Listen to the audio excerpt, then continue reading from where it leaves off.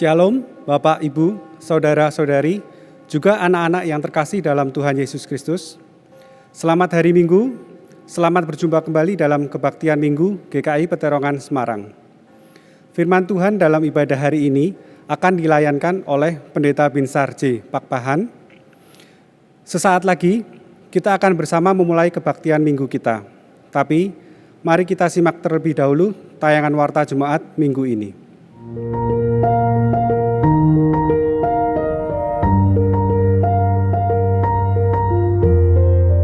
Ikuti bersama Bible Fest 2021 Insight dengan tema Anak-anak Allah, menggali kisah seputar peristiwa Nuh dan beberapa kisah Alkitab lain yang terkait.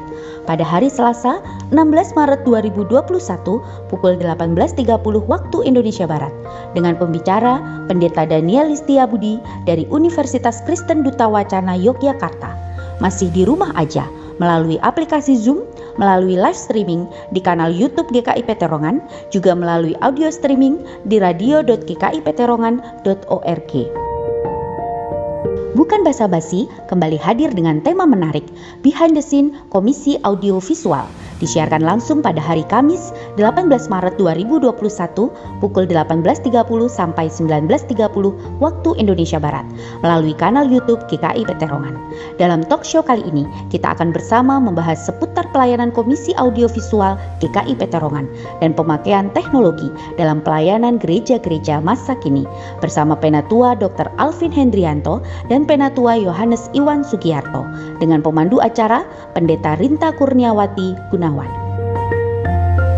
Teman-teman pemuda, yuk kita ikuti persekutuan Komisi Pemuda GKI Peterongan Semarang yang mengangkat tema The Stumbling Block, Be the Passion Not the Barrier bersama dengan pembicara Pendeta Jerdi Stefan pada hari Sabtu 20 Maret 2021 pukul 17 waktu Indonesia Barat melalui Zoom Meeting.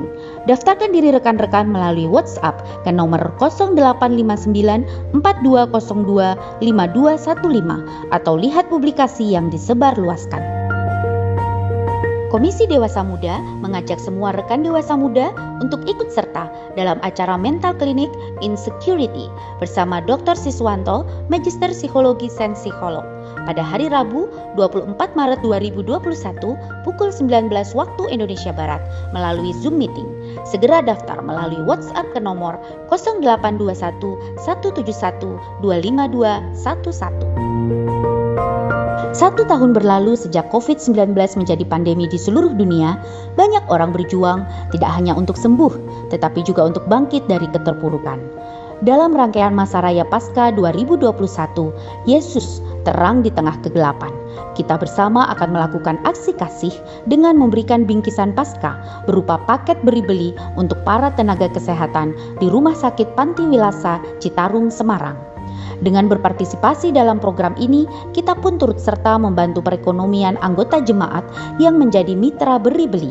Karena itu, mari kita kumpulkan persembahan Paskah untuk menunjang pelaksanaan rangkaian Masa Raya Paskah 2021, termasuk program Aksi Kasih Paskah yang membutuhkan biaya sebesar Rp111.145.250.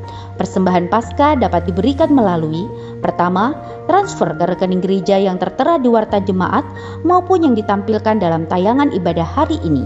Kedua, scan QRIS yang juga tersedia di Warta Jemaat dan tayangan ibadah kita hari ini menggunakan aplikasi layanan keuangan digital yang saudara miliki.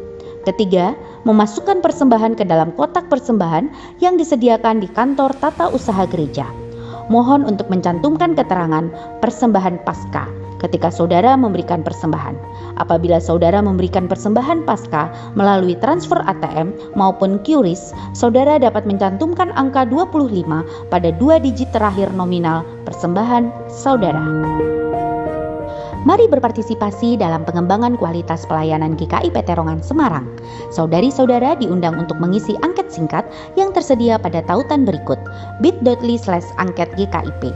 Angket ini bertujuan untuk menangkap inspirasi dari anggota jemaat dan simpatisan GKI Peterongan Semarang terkait berbagai pelayanan yang ada. Silakan meluangkan waktu sekitar 5 hingga 7 menit kapan saja setelah kebaktian ini usai untuk mengisi angket tersebut. Kiranya Tuhan memberkati kita sekalian.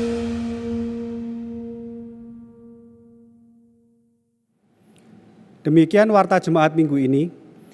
Kini saya mengajak setiap kita untuk mengambil waktu teduh sejenak sebelum kita memasuki ibadah kita hari ini.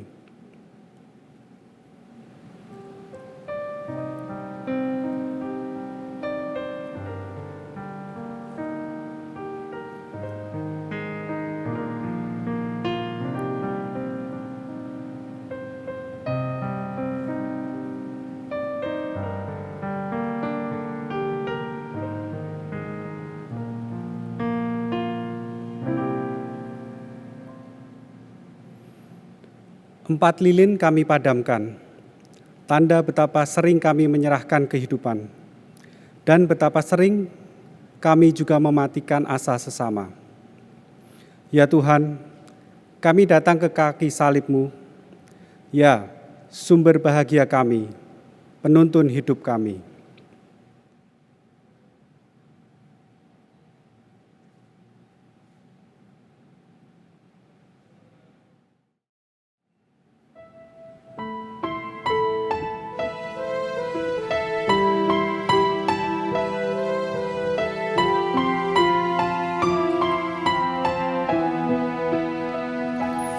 Gembala yang setia,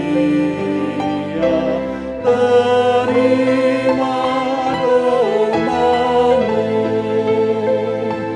Kau sumber bahagia, penuntun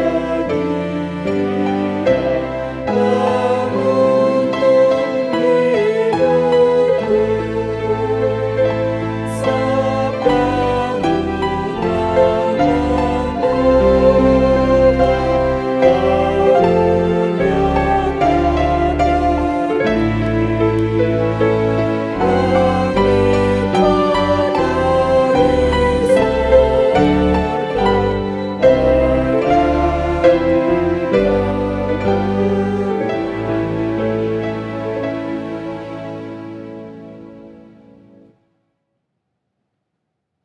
Ibadah ini berlangsung dalam nama Bapa, Anak, dan Roh Kudus. Salam sejahtera bagi saudara-saudari sekalian. Amin.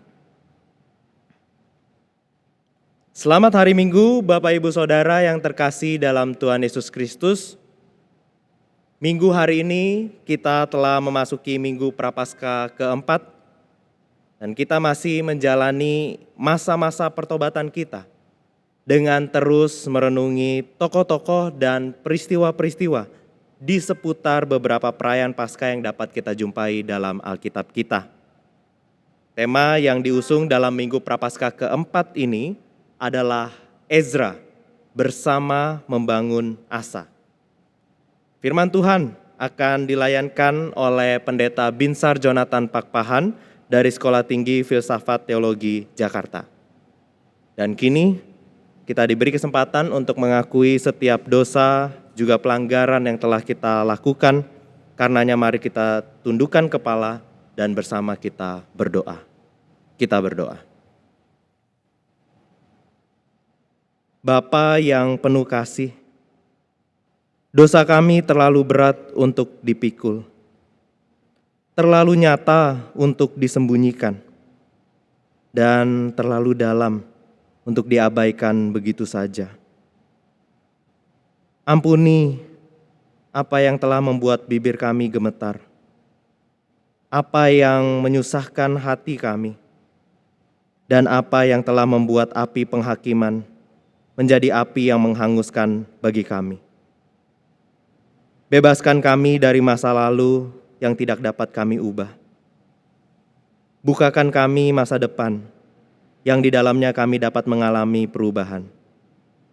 Dan berikan kami anugerah-Mu untuk kami terus makin hari makin serupa dengan gambar dan rupa Allah melalui Yesus Kristus, Sang Cahaya Dunia. Amin.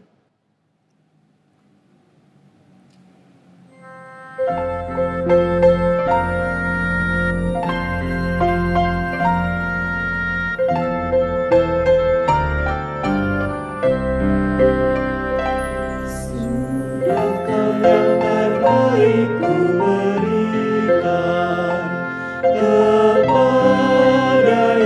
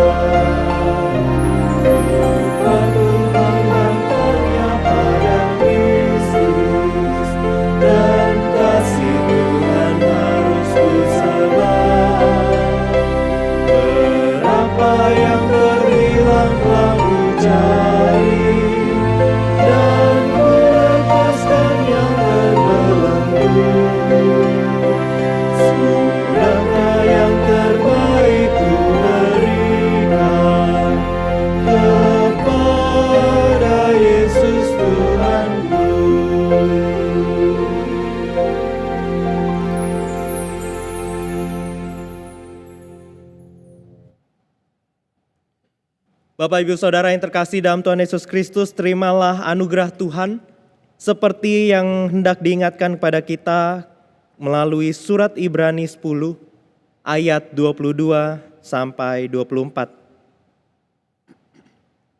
Karena itu marilah kita menghadap Allah dengan hati yang tulus ikhlas dan keyakinan iman yang teguh, oleh karena hati kita telah dibersihkan dari hati nurani yang jahat dan tubuh kita telah dibasuh dengan air yang murni. Marilah kita teguh berpegang pada pengakuan tentang pengharapan kita, sebab Ia yang menjanjikannya setia. Dan marilah kita saling memperhatikan supaya kita saling mendorong dalam kasih dan dalam pekerjaan baik. Syukur pada Allah bahwa di dalam Kristus kita semua telah diampuni.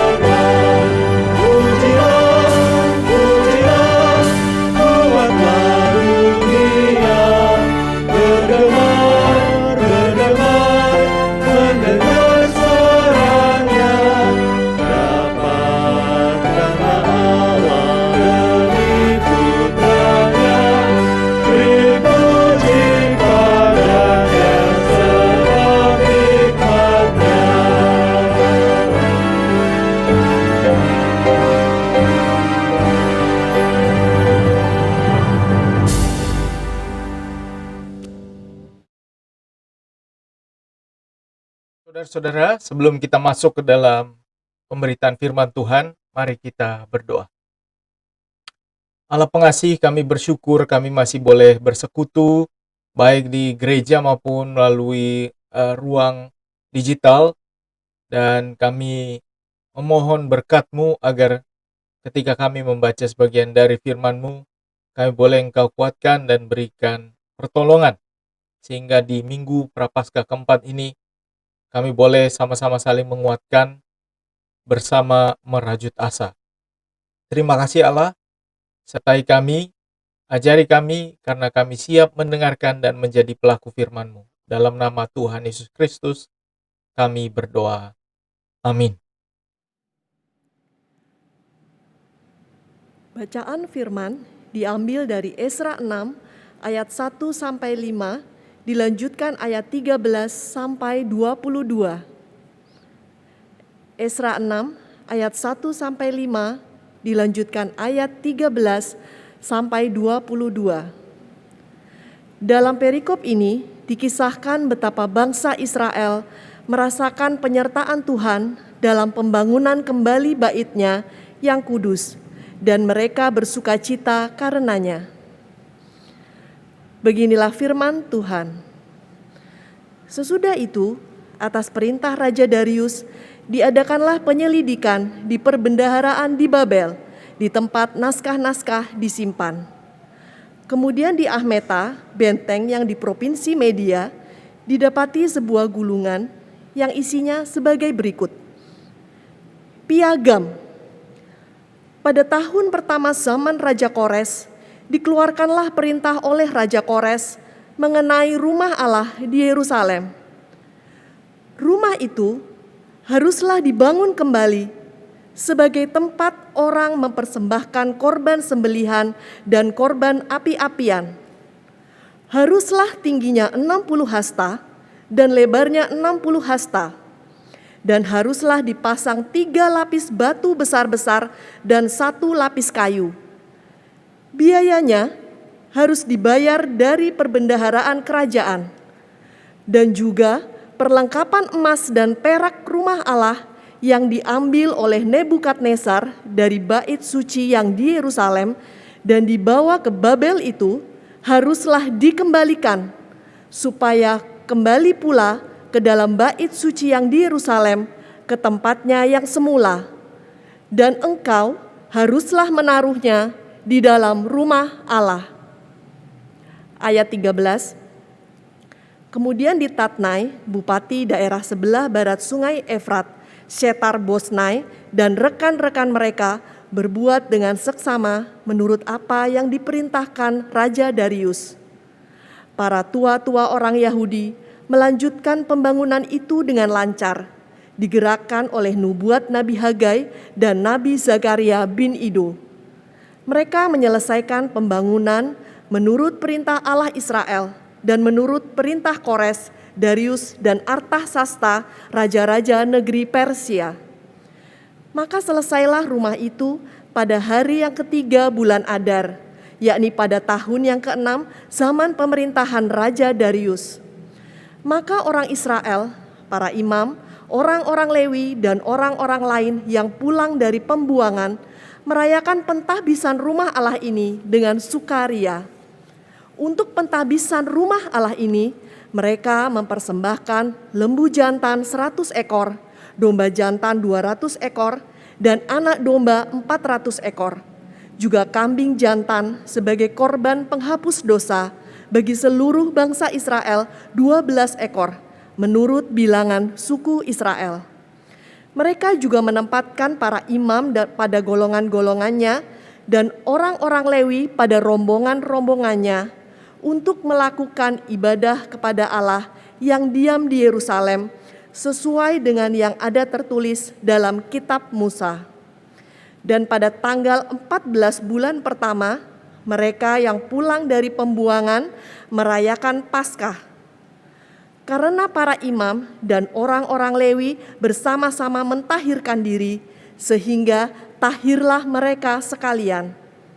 Demikianlah mereka menyembelih anak domba Paskah bagi semua orang yang pulang dari pembuangan, dan bagi saudara-saudara mereka, yakni para imam, dan bagi dirinya sendiri. Orang-orang Israel yang pulang dari pembuangan memakannya, dan demikian juga setiap orang yang memisahkan diri dari kenajisan bangsa-bangsa negeri itu, lalu menggabungkan diri kepada mereka untuk berbakti kepada Tuhan Allah Israel. Lagi pula, mereka merayakan hari raya roti tidak beragi dengan sukacita 7 hari lamanya, karena Tuhan telah membuat mereka bersukacita. Ia telah memalingkan hati raja negeri Asyur kepada mereka, sehingga raja membantu mereka dalam pekerjaan membangun rumah Allah, yakni Allah Israel. Demikianlah firman Tuhan.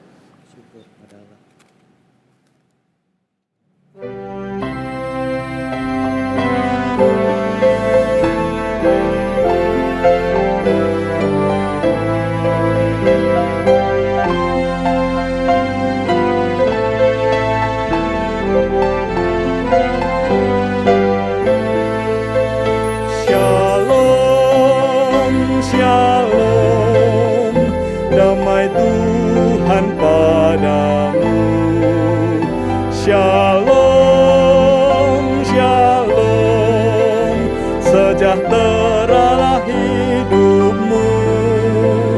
Shalom, shalom, damai Tuhan padamu.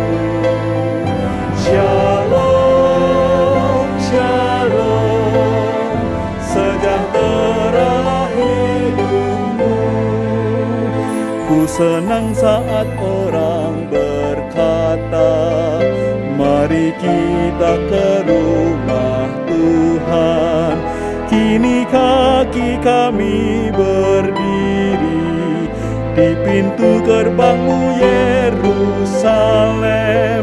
Berdoalah bagi Yerusalem, biarlah yang mencintaimu mendapat sentosa di burimu.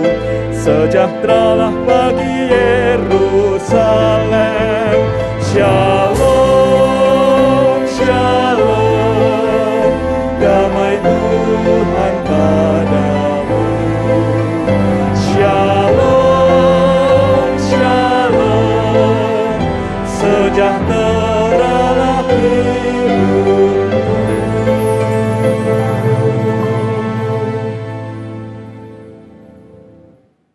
Shalom saudara-saudara, senang sekali bisa bersama dengan saudara-saudara yang ada di Gereja GKI Peterongan yang ada di Semarang. Dan saya sendiri ada di Jakarta. Ini adalah yang pertama kali saya rasa saya berkhotbah. Harusnya saya ada di Semarang, kalau tidak salah tahun lalu juga harusnya ada. Tapi paling tidak melalui cara seperti ini kita masih bisa bersama-sama beribadah memuji Tuhan.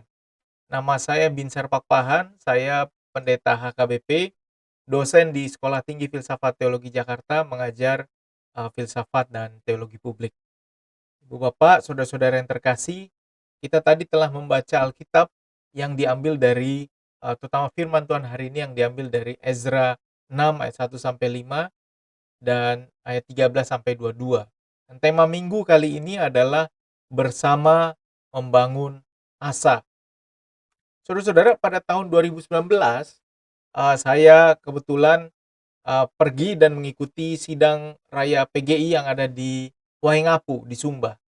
Dan waktu itu seluruh gereja-gereja berkumpul, lalu mengadakan pemilihan dan juga membicarakan hal-hal yang penting mengenai masa depan pergerakan ekumene gereja-gereja di Indonesia. Hal yang menarik adalah ketika di Sumba itu sekarang kita punya 91 gereja sinode anggota, pada waktu itu 89, dan ketika ada di situ saya melihat sebuah alam yang luar biasa indahnya, meskipun juga sedikit kering ya dan panas, tetapi indah sekali alam yang ada di sana. Begitu banyak warga Sumba yang datang karena waktu itu acara pembukaan, isunya Pak Presiden Jokowi akan datang, ada satu kuda putih yang disiapkan untuk Pak Jokowi. Tapi ternyata Pak Presiden tidak datang. Mereka senang sekali memperlihatkan keramah tamahan, terutama bagi seluruh tamu yang datang dari berbagai penjuru di Indonesia. Dan luar biasa, ada tarian kolosal, kemudian ada 1.000 orang lebih yang ikut berpartisipasi, dan Bapak Ibu bisa lihat di tengah teriknya matahari dekat laut, tapi kami semua bergembira menghadapi menyambut terutama dalam ini foto-foto dari acara pembukaan dari sidang raya Persekutuan Gereja-Gereja di Indonesia tersebut. Yang tidak bisa saya lupakan, kebetulan saya juga tinggal di rumah jemaat, yang tidak bisa saya lupakan adalah kebaikan dari gereja-gereja di Sumba. Saudara-saudara, setiap hari kami makan makanannya ini. Wah, luar biasa lezat. Yang kanan itu babi goreng, yang kiri babi kecap. Jadi kalau ibu bapak lapar habis ini, silakan dipesan dari sekarang. Saya tahu Semarang menjual banyak makanan-makanan yang haram dan lezat, yaitu B2. Kami orang Batak bilangnya B2. Kalau orang Manado bilangnya RT, gitu. Nah ibu bapak, makanan daging babi ini disajikan setiap hari. Jadi ini adalah menu makan siang dan makan malam, Ibu Bapak. Setiap makan siang dan makan malam, menunya sama. Setelah hari ketiga, hari keempat, ternyata leher katanya tegang-tegang gitu ya. Karena mungkin kolesterol mulai naik. Plus juga karena sidang sepanjang hari banyak orang duduk. Ada setelah hari ketiga dan hari keempat kami mulai mencari alternatif makanan yang lain. Tapi Ibu Bapak, yang perlu kita lihat adalah keramah tamahan orang Sumba. Karena tidak pernah sekalipun kami merasa kelaparan, kehausan, semua makanan tersedia. Menarik Ibu Bapak adalah bahwa semua budget ditanggung oleh Gereja Kristen Sumba sendiri. Dan Ibu Bapak, tidak ada yang meminta mereka untuk menjadi tuan dan nyonya rumah. Mereka mau sendiri. Tetapi setelah usut punya usut, kebetulan saya tinggal di rumah seseorang tokoh juga yang juga punya ternyata buku APBD dari Kabupaten Sumba Timur. Ternyata, saudara-saudara, setelah saya periksa, Kabupaten Sumba Timur bukanlah kabupaten yang kaya. Karena pendapatan per kapitanya pada tahun 2020 waktu itu dia bilang hampir 25 juta. Tidak sampai lah, hampir 25 juta per kapita rata-rata. Artinya mereka punya pendapatan kira-kira pukul rata 2 juta. Berarti kalau 25 juta bagi 12 rata-rata 2 juta sebulan untuk penghidupan mereka. Bahkan Sumba dan NTT adalah salah satu kabupaten dan provinsi yang merupakan provinsi yang paling membutuhkan pertolongan dari segi garis kemiskinan. Sumba Timur sendiri punya garis kemiskinan di bawah 331.000 per orang per bulan. Nah ini saudara-saudara ternyata cukup memprihatinkan. Dan jadi muncul pertanyaan, uangnya teman-teman yang ada di Sumba ini dari mana? Kok mereka berani-beraninya buat acara seperti ini? Dan ternyata saudara-saudara, kalau kita lihat dan kita ada di sana, kita tidak akan merasakan bahwa mereka adalah salah satu kabupaten yang termiskin dari segi makanan paling tidak. Karena dengan kasih karunia Tuhan, mereka bersama-sama mengumpulkan energi mereka untuk mengadakan perhelatan gereja-gereja di Indonesia yang hanya dilakukan sekali dalam 5 tahun. Dan ketika mereka melakukan ini, tentu banyak juga peserta yang kemudian membeli souvenir dan ekonomi naik. Pemerintah pusat membangun beberapa infrastruktur yang membantu. Dan pada akhirnya gereja-gereja senang sekali dengan apa yang dilakukan oleh Gereja Sumba terhadap para tamu yang datang. Tapi semua ini terlaksana karena kasih karunia Tuhan. Saya lihat sendiri orang-orang pagi-pagi datang dari berbagai daerah di Sumba Timur. Mereka datang lalu membawa misalnya mereka membawa karung beras, membawa daging. Lalu orang-orang yang mengolah makanan sendiri, ada di belakang, ada dapur, ada rombongan orang yang menyiapkan tamu dan lain sebagainya. Semua teratasi dengan baik, luar biasa. Itu karena kasih karunia Tuhan. Dan peristiwa seperti ini tidak sekali. Saudara-saudara, GKI Peterongan juga memiliki sejarah atau kisah yang kurang lebih sama dalam proses pembangunannya.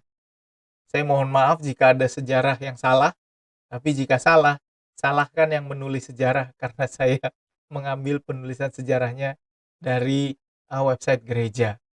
Saudara-saudara, gereja kita dimulai dari sebuah jemaat Tionghoa Kieto Kao Hue. Maaf kalau saya salah mengeja. Dan pada tanggal 7 April 35, gereja Zending Skerek mendewasakan THK TKH dan kemudian menahbiskan Domine Lim Shok Hee.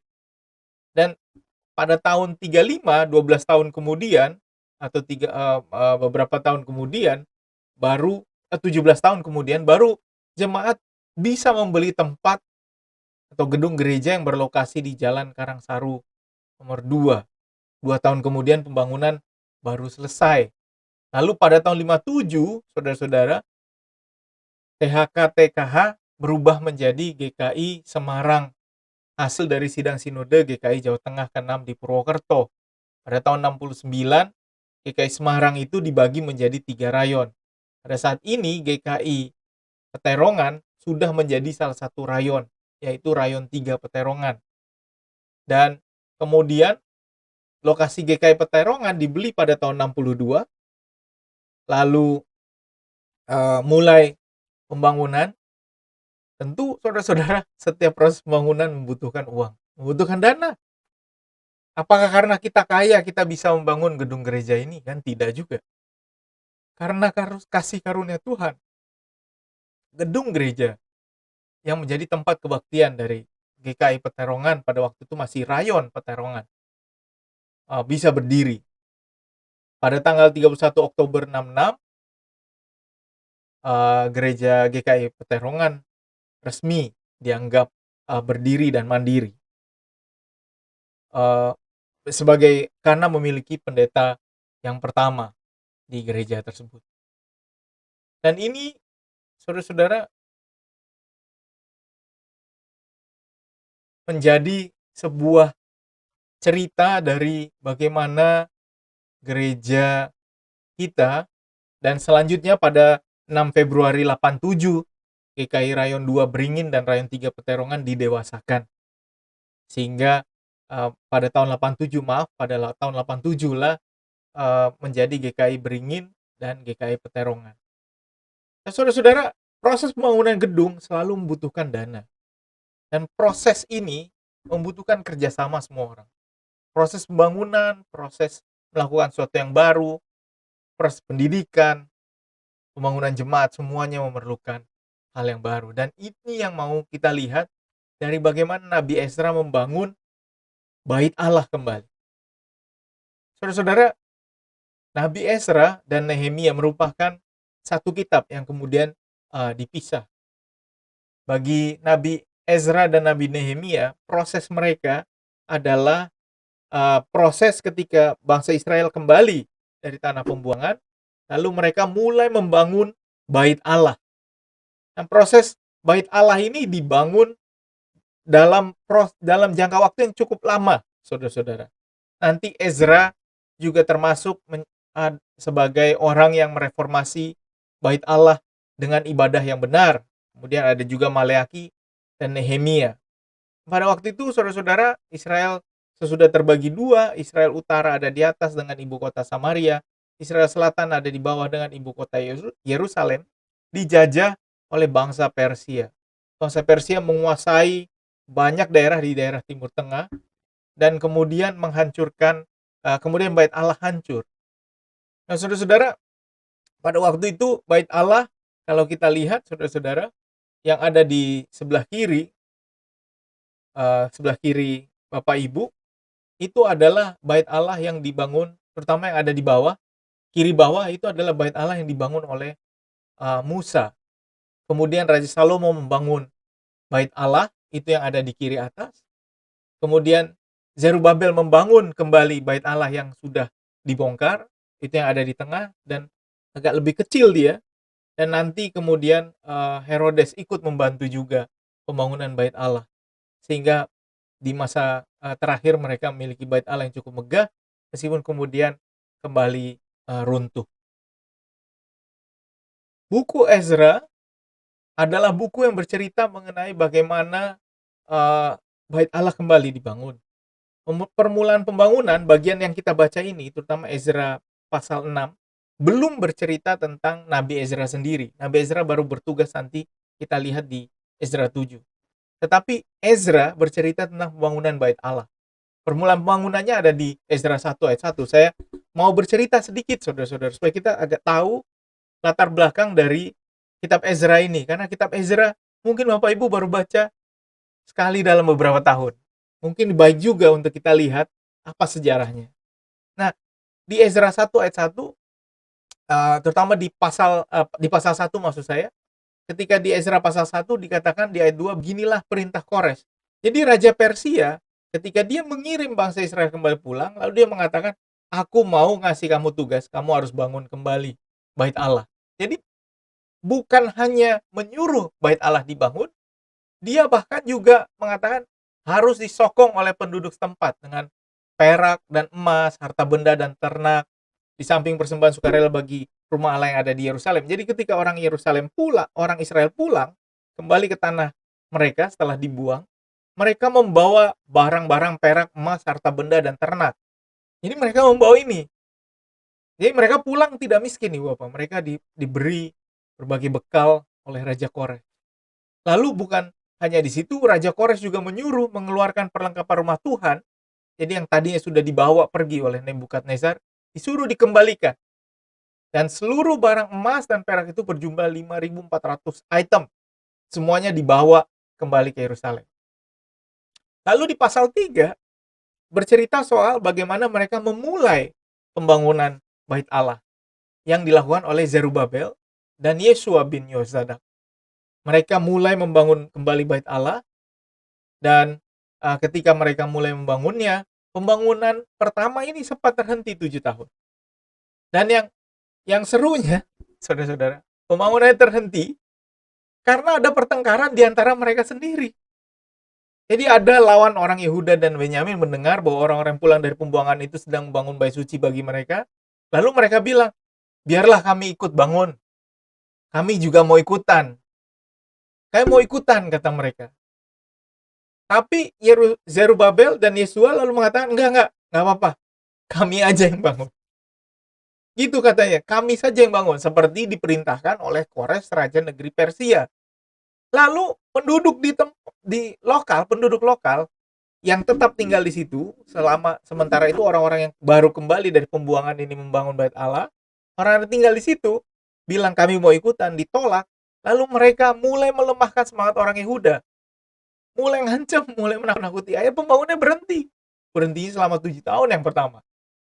Selama zaman Kores, Raja Negeri Persia, sampai Raja Darius, mereka bahkan sampai menyogok supaya orang tidak menyetujui proses pembangunan ini.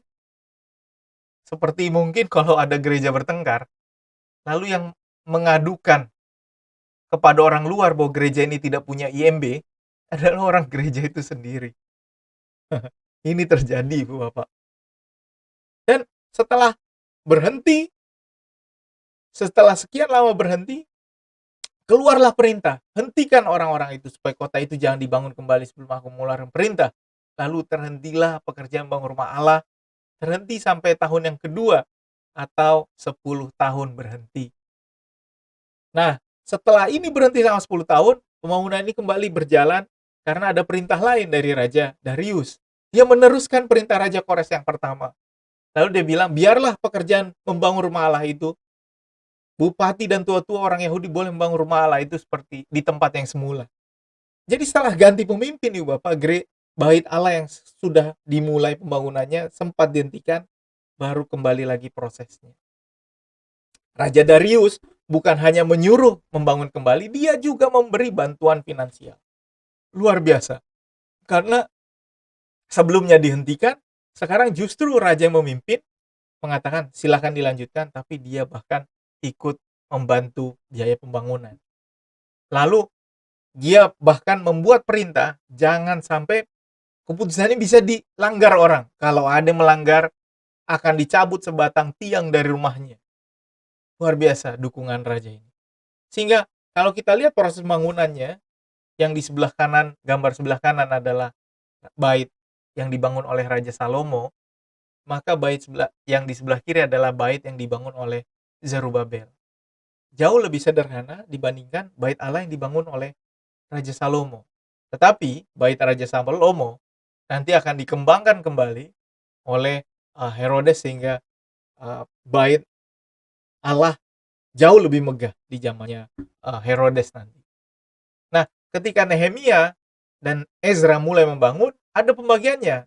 Nehemia lebih banyak membangun gerbang gitu ya. Kalau kita lihat Nehemia banyak membangun gerbang, bagian-bagian luar, dan Ezra banyak nanti kemudian fokus kepada pembangunan altar, terutama proses beribadah kepada Allah. Tapi nanti yang sisa, saudara-saudara, adalah tembok ratapan yang juga dibangun oleh Nehemia. Nah, setelah selesai, mereka mengadakan pesta. Luar biasa, saudara-saudara, proses pembangunan ini berjalan begitu lama, ya, 60 tahun setelah mereka kembali dari tanah perjanjian. Ada uang yang dikirimkan, lalu tidak jadi, lalu jadi lagi, dan saudara-saudara, proses ini lama sekali. Pada akhirnya mereka bersuka cita meskipun tidak semuanya kembali. Apa yang tidak ada, tabut perjanjian tidak ada, Umim dan Tumim tidak ada, nanti Bapak Ibu silakan cari sendiri apa artinya. Minyak suci tidak ada, api abadi tidak ada. yang mereka bawa kembali adalah ada menorah, lalu ada meja persembahan dan altar emas dengan kemenyan. Mereka mengadakan pesta besar-besaran, para imam mengadakan pesta besar-besaran, lembu jantan 100 ekor, domba jantan 200 ekor, anak domba 400 ekor, juga kambing jantan, dan segala macamnya disembelih, ada yang dijadikan korban, lalu mereka makan bersama. Kemudian mereka merayakan hari raya roti tidak beragi dengan sukacita 7 hari lamanya. Penantian yang panjang, saudara-saudara, tidak membuat mereka berhenti berharap.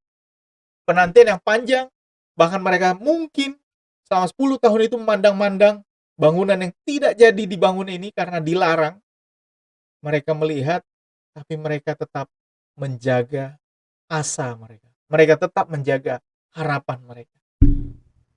Nah, saudara-saudara, pesan buat kita apa? Pesan yang pertama adalah segala sesuatu bisa dikerjakan ketika kita kerjasama dengan rasa syukur. Saudara-saudara, kerjasama dengan rasa syukur. Dalam setiap pembangunan, ada proses ini.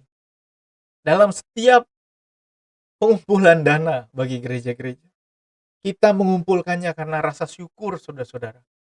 Bukan karena kita merasa bahwa sayalah pemilik gereja ini atau sayalah yang paling berjasa. Bukan. Kita ikut membangun rumah Tuhan karena kita tahu kita telah diberikan banyak oleh Tuhan. Kita memberi kembali sebagai ungkapan rasa syukur kita. Dan ini yang penting untuk kita ingat. Bahkan ketika ada sesuatu yang belum bisa kita capai, janganlah berputus asa. Tetaplah punya asa. Tetaplah semangat dan bekerja sama. Saudara-saudara, saya mau share juga salah satu gereja kami, HKBP, adalah salah satu gereja yang cukup tua adalah HKBP Balige. Ini ada di Sumatera Utara, Kabupaten Toba Samosir. Dia berdiri tahun 1883. Sudah lumayan ya Bapak Ibu. 1883. Pada waktu ini gerejanya sekarang. Waktu itu belum begini bentuk gerejanya. Tetapi mereka bukanlah jemaat yang kaya. Tetapi mereka berhasil membangun apa yang dinamakan Pargodungan. Pargodungan ini adalah kompleks gereja yang berisi rumah sakit. Ada di seberang gereja ini ada rumah sakit di Balige. Ada sekolah mulai dari SD sampai SMA. Mereka berhasil membangun ini hanya karena masyarakat lokal mau memberikan apa yang mereka anggap terbaik bagi Tuhan sebagai ungkapan syukur bahwa mereka boleh mengenal Injil. Bahkan pada waktu itu mereka merasa bersyukur karena rumah sakit itu juga waktu itu masih pusat kesehatan saja sudah berhasil menyembuhkan berbagai penyakit. Nah, karena itu ketika orang merasa bersyukur mereka membawa persembahan. Tetapi saudara-saudara, jika kita tidak satu hati, maka pembangunan pasti terhenti. Nah, saudara-saudara, ini yang penting sekali kita ingat. Bahwa jemaat yang kompak dan bersatu dapat melakukan banyak hal. Kita harus menjaga asa kita. Bahkan ketika kita menghadapi berbagai tantangan, jangan ragu, saudara-saudara. Tetaplah saling menyemangati. Karena kalau kita bersama, kita bisa. Saudara-saudara, kalau saudara-saudara pergi ke berbagai daerah, mungkin bukan di Jawa, saudara-saudara pergi ke Sumba, saudara-saudara pergi ke Kupang, saudara-saudara pergi ke Sumatera Utara, saudara-saudara akan bingung melihat rumah-rumah yang tidak terlalu besar, tetapi gerejanya memiliki bangunan yang lumayan. Lumayan dalam arti ya, bisa berdiri dengan baik. Memang ada daerah-daerah yang masih memerlukan bantuan, tetapi ketika kita bersama-sama saling membantu, kita bisa. Dan ini penting sekali untuk kita ingat, saudara-saudara.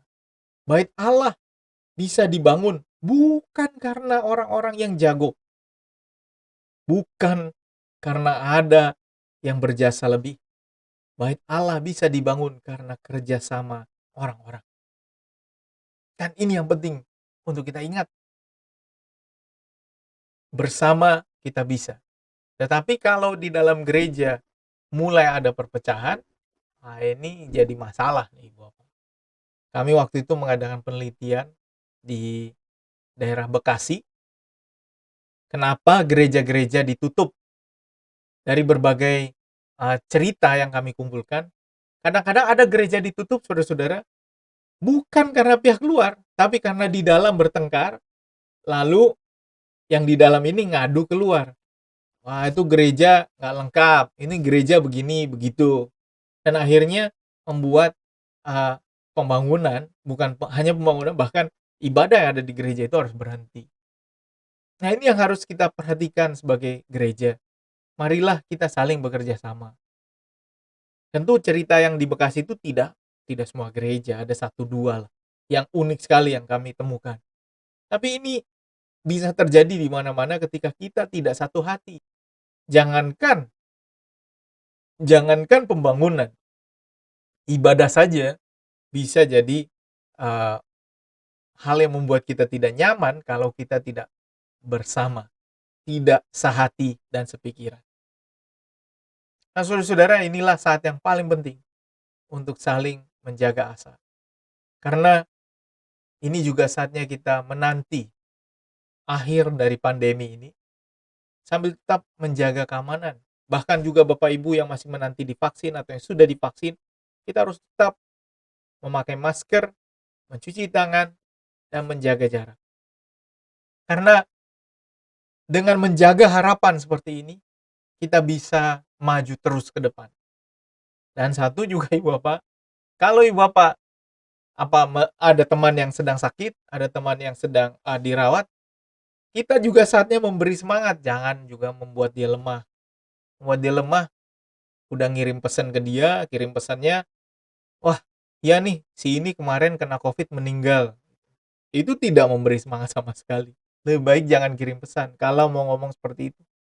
Atau kalau mau menyalahkan jangan juga kita lakukan. Terus saudara, ada mahasiswa kami baru kena COVID juga. Sudah beberapa kali saya bilang jangan hati-hati. Tapi karena dia sibuk juga ya dalam pelayanan dan lain sebagainya, baru-baru ini dia baru saja positif. Tapi ketika dia positif, apakah saya harus ngomelin? Tidak, karena justru ketika dia positif, saatnya kita membantu dia. Apa yang kamu perlu? Apa yang bisa saya bantu? Kamu mau ke rumah sakit mana? Bagaimana perlengkapan makananmu? Cukup atau tidak? Jangan ngomelin. Atau bilang, tuh kan udah saya bilang. Nggak ada gunanya ya Bapak. Jadi saat seperti ini menjaga asa, bukanlah dengan saling menjatuhkan, bukanlah dengan saling menyerang, tapi saling menguatkan. Kiranya Tuhan menguatkan kita dalam masa Prapaskah ini. Amin.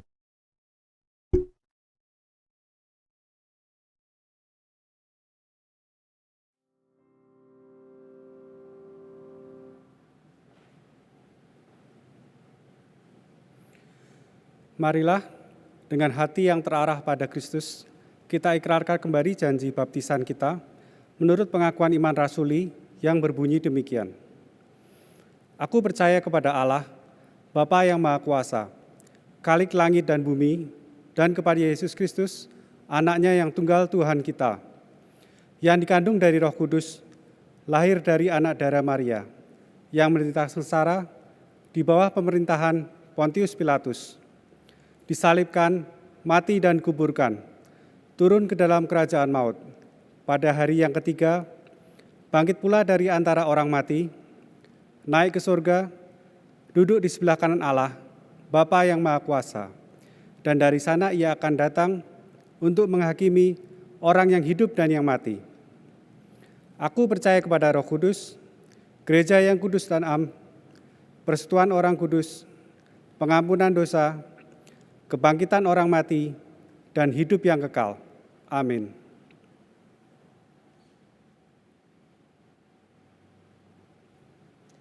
Marilah kita bersama menaikkan doa syafaat kita. Kita tundukkan kepala dan kita berdoa. Bapa yang baik, biarkan kami senantiasa berada dalam naungan belas kasih-Mu. Di tengah masa yang tidak menentu dan sulit ini. Topang dan tolonglah mereka yang risau dan cemas. Angkat mereka yang jatuh. Buat mereka semua boleh bersuka ketika mereka dan kami semua menyadari bahwa tidak ada satu hal pun yang dapat memisahkan kami dari kasih Yesus Kristus Tuhan kami.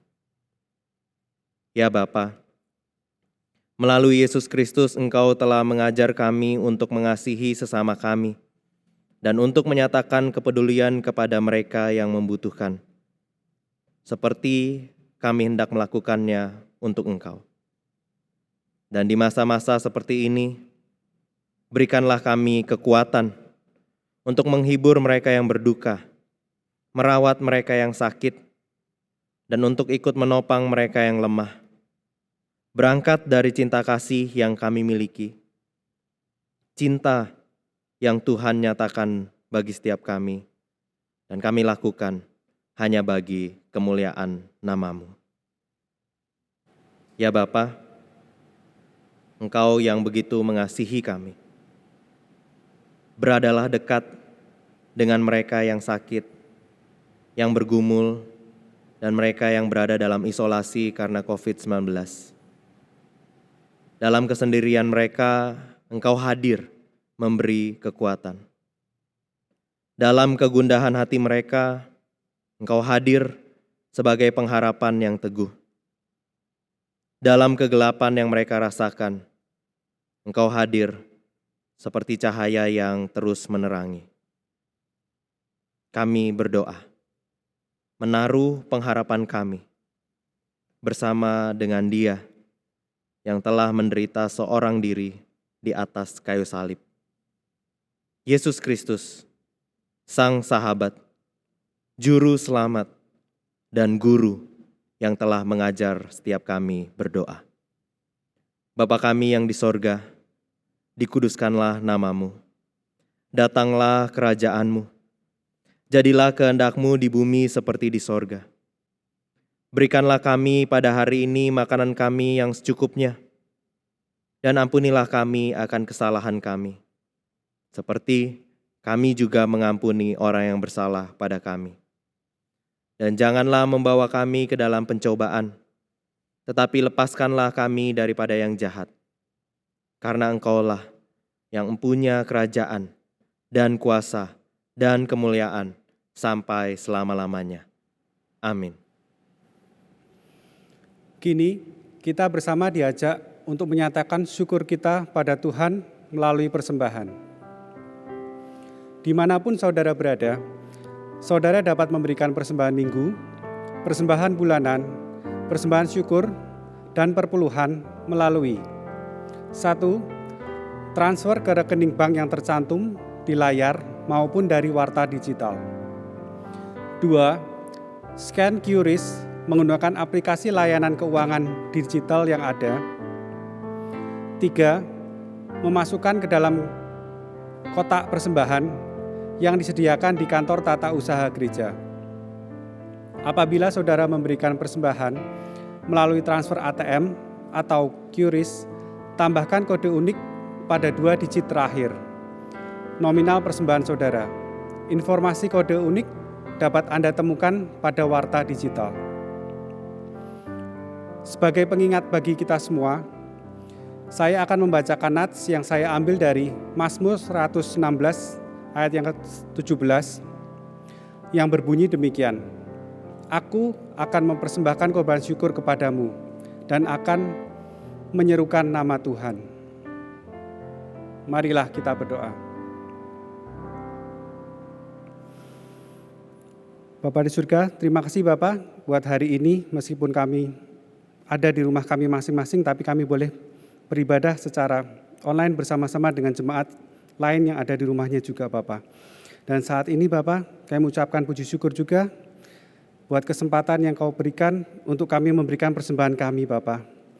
Biarlah meskipun di saat susah seperti ini Bapa, kami tetap dapat mengucapkan syukur dengan memberikan persembahan yang terbaik kepada Engkau Bapa. Dan biarlah persembahan kami ini boleh digunakan dengan baik untuk pelayanan dan pelebaran kerajaan-Mu di dalam gereja GKI Peterongan ini Bapa. Dan akhirnya Bapa, kami mau serahkan persembahan ini ke dalam tangan kuasa-Mu. Hanya di dalam nama Yesus, kami mau serahkan persembahan ini kepadamu. Amin. Kini adalah waktunya bagi kita untuk dengan segera kembali dalam kehidupan kita sehari-hari. Jadilah utusan sekaligus sahabat. Jadilah penolong yang senantiasa butuh ditolong. Dan satu dengan yang lain, kita bersama-sama membangun asa, pengharapan akan masa depan yang jauh lebih baik.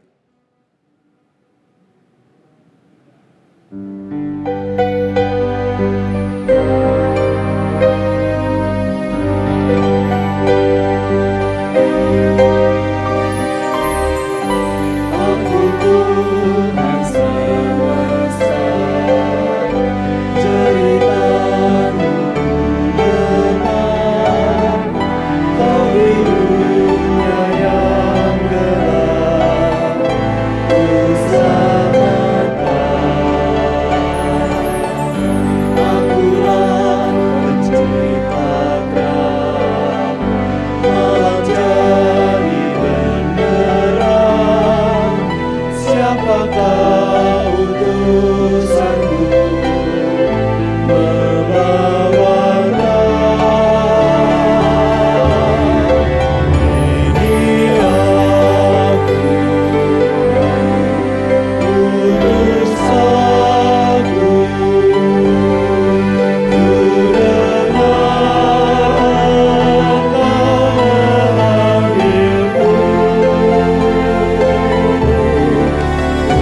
Utus aku, tuntun aku. Ku prihatin akan umat-Mu.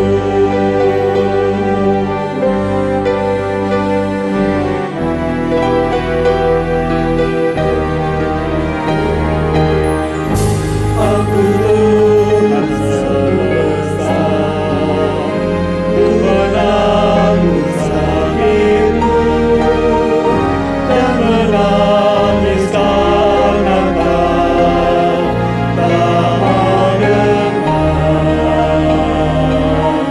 Aku robah hatimu yang keras jadi lambung. Siapa bawa firman-Mu, utusanku. Ini aku, utus aku. Ku dengar Engkau memanggilku. Utus aku, tuntun aku. Ku prihatin akan umat-Mu.